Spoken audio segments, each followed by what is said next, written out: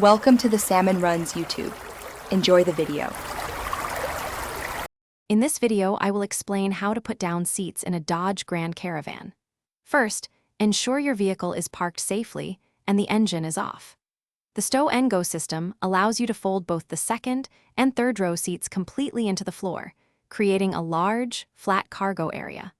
Always begin by removing any items from the seats and the floor compartments to prevent damage and ensure smooth operation. This guide will walk you through each step for both rows. To fold the second row seats, start by moving the corresponding front seat all the way forward. Next, lift the floor compartment cover directly behind the second row seat. You will see a strap on the back of the second row seat. Pull this strap to fold the seat back flat. Then, locate the red lever near the seat base, pull it, and guide the entire seat assembly down into the floor compartment until it locks securely in place. For the third row seats, first ensure all headrests are fully lowered. Next, pull the strap located on the back of the seat to fold the seat back forward and flat. Then, you'll find two numbered straps on the seat base.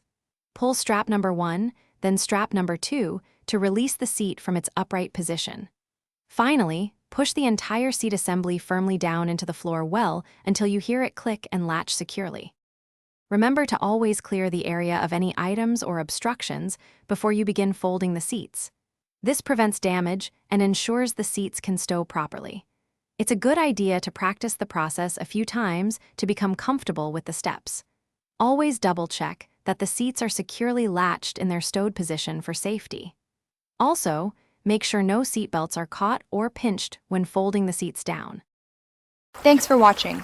Consider subscribing if we helped you.